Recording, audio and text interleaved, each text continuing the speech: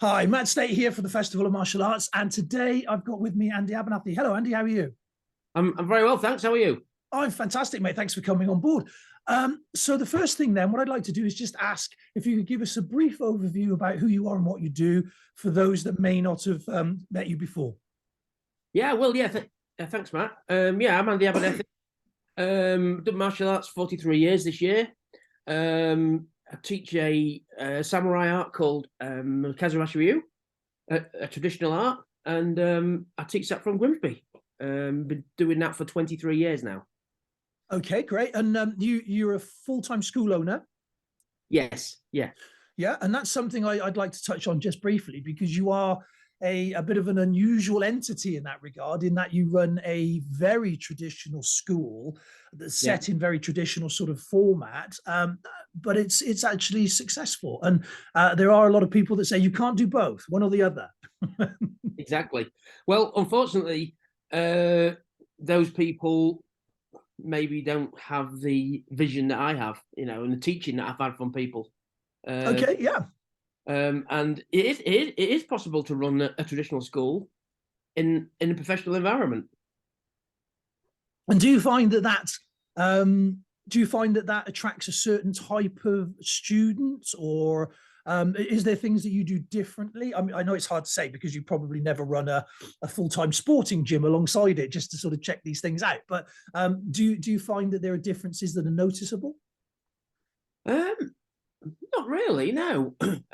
We basically we focus on making all our students better people Hmm. through through our teachings of traditional arts, and it works really well. No, fantastic. Well, essentially, I mean, that's what we all should all be doing with our schools, isn't it? So, Absolutely. one of the things that's interesting, and again, I'd like to sort of just pick apart a little bit, is the differences because you mentioned your style is Kaze Arashi Ryu. Is that correct pronunciation? Yeah, Kaze Arashi Ryu, All yes. right. Okay. My apologies for not saying it quite right. And so, from the outside looking in, and this is where hopefully you can help with this. It looks almost similar to a more familiar system, say like Aikido, but there are Yeah. clearly differences. What is it that makes yours separate like that? Well, Aikido is a do art, and Kazurashiru is a jutsu art. So basically, it's the nasty stuff on the samurai battlefield. So to teach it properly, you're actually maiming people. Right. Uh, Okay. so obviously, we can never teach it to its full entirety because I won't have any students.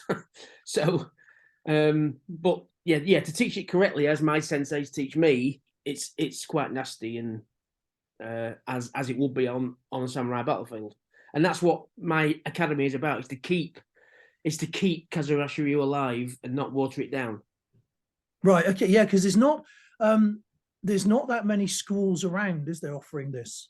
No, no, not at all. Not professionally. I'm the only one in the UK that teaches professionally. So Oh, okay. Yeah. So that really is sort of that really is thin on the ground, then, isn't it? yeah. Is it bigger in the US or other countries, or is it Um, quite sort of small?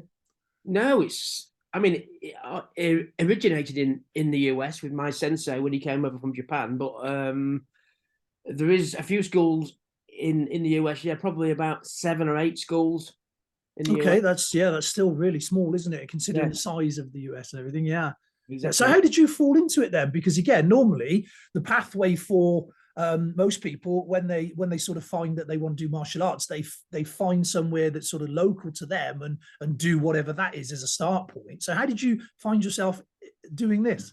Well, at 12 years old, I started doing jiu-jitsu in a local club in Grimsby Right. because I was bullied at school. So I started doing jiu-jitsu with two of my friends. And I got to third dan level 21 years later. And then I went on a few seminars with the then chief instructor, Kirby Watson. Went on a few of his seminars of Kaze Arashi Ryu, and I was kind of hooked because jiu-jitsu only offered one thing, and this offered weapons, striking, it offered the whole thing. And I was kind of blown away by the detail of it. And then Kirby Watson very kindly said, "Look, if you're thinking about moving from jiu-jitsu, he said you can start your own club." So Okay. that's what I did in the end of '99. I started my own club. And haven't looked back since. Exactly, yeah. So no, that's brilliant. So it's one of those where, again, we've bumped into each other lots over the years now at various things, and I've seen you Yeah, on the mats, and yeah, it's one of the things that strikes me with it is it's very, very graceful.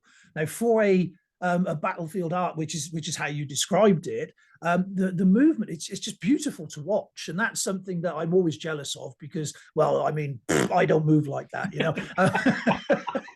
And it is great to watch. So for the festival, you're going to be teaching, which is great. Thank you for agreeing to that, by the way. Have you got any kind of ideas about what it is that you're going to be looking to do?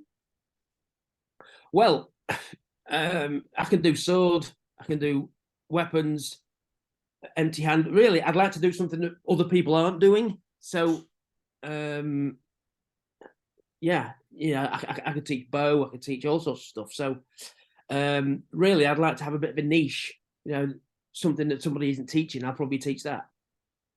Okay, so I mean that's something. If you're not absolutely sure, if you wanted to, we can, you can put that out to the wider audience of people that are coming and say, well, what is Yeah, it that you want to see from it? yeah, Because it's a rare opportunity, as you've already mentioned. You're the only professional school in the country offering this. It's not something that you see every day, and so it's a great opportunity to try something different, get a different take on some of the things. Because again, the principles are the principles, and they fall in throughout styles, and so it's interesting to see different variants on that. yeah, yeah. So maybe it's worth putting that out to the wider audience. Yes, absolutely. I mean, Yeah, all I do really. I mean, I'm not sure how long the teaching slots are on the festival. gonna tell you a secret. We're still trying to figure that out ourselves, Right. what's best, but it's probably going to be around 50 minutes to an hour. That's so if we look at 50 minutes as a Yeah, baseline, probably going to be there. yeah. Because it's when you look at the complexity of the martial art that I'm teaching, 50 minutes, you're not really going to see a lot at all. So I'd like to try and show as much as I can in that 50 minutes. Yeah, no, of course, yes. Again, it's one of those where hopefully the idea of the festival overall is for people to be able to try things they wouldn't normally try, get involved with things they wouldn't normally do, and to be able to then take that and bring it back to whatever they do as an add-on, not as instead of.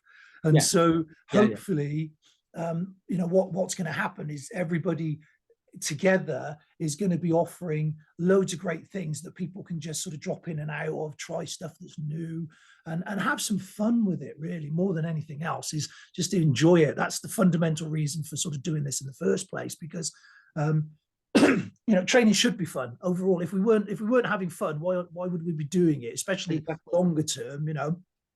The reality of it is we're not all looking to be UFC champions, or we're not all working in roles where it's required. So it's one of those. Now, the other side of the festival, which is important for us, is the fact that it is actually a festival in the sense of the word of when you think about music festivals, it's kind of that brought together. Now, I just want to touch on this briefly because you've just started a passion similar to mine, which I've been doing for quite a while now, which is the wonderful camper van, Yes. which ties in really well, I think, with the festival itself, because you'll be bringing that along, I take it. Oh, absolutely. Yeah, yeah, yeah, yeah. We love it. Absolutely love it. Yeah, no, absolutely. I agree. I'm a big fan of mine, and it opens up an awful lot of opportunities and freedoms, and it's great for seminars and things like that around country, because you can just, it's like a hotel room on wheels, isn't it? Absolutely. Yeah. Yeah. So are you using it for that at all? Have you organised a UK tour yet with your camper van? I haven't, but that is a really good idea. I might Yeah, actually do that. you probably should dive in the van and drive around. That's a great idea. I love that. No, you absolutely should, my friend. So how are you finding it? Are you enjoying the process with it so far? Yeah, making a lot of mistakes, taking too much with us when we go away for like 3 or 4 days. We pack for a month, and we realise we haven't got the space. So we're learning on the go, if you know what I mean. But yeah, it's good. No, absolutely. Yeah, that's a common mistake people make. I mean, once you get the hang of what you need and don't need, life gets a lot easier, and most of it stays in the van. I mean, mine.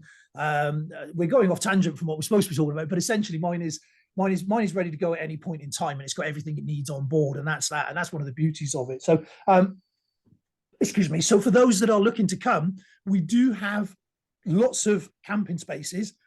We have limited camper van spaces. So if you have a camper van and you want to come, you probably want to look to get that booked up sooner rather than later.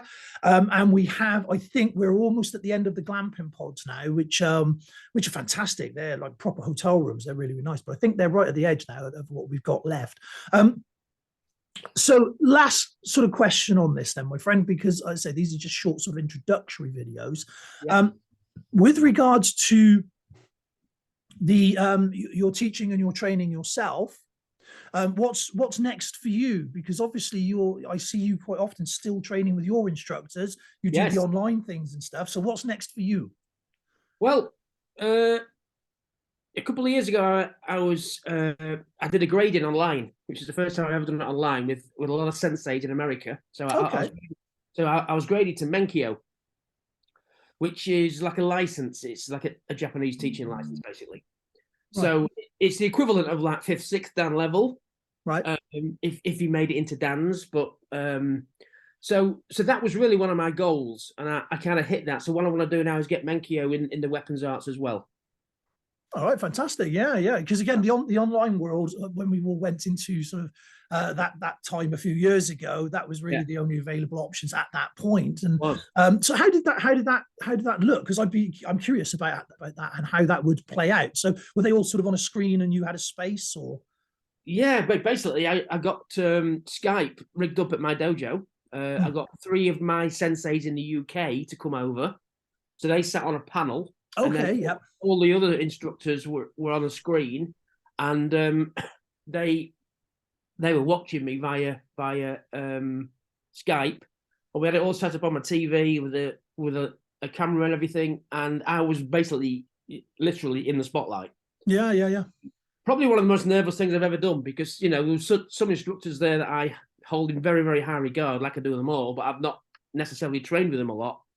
But they was asking me questions and things, and when you put on the spot, it's really nerve-wracking. But absolutely, yeah. Well done for that, and that's that's an achievement, and again, something that not many people do. So, if people want to reach out to you between now and the festival, how can they do that? Well, we have a Facebook page, Grimsby Kaze Arashi Ryu. We're actually on Instagram as well. Grimsby Kaze Arashi Ryu on Instagram, or my mobile number. Right. Okay. Fabulous. So, do you have a website that people can see if they want to? Yes. www.samuraihearts.co.uk.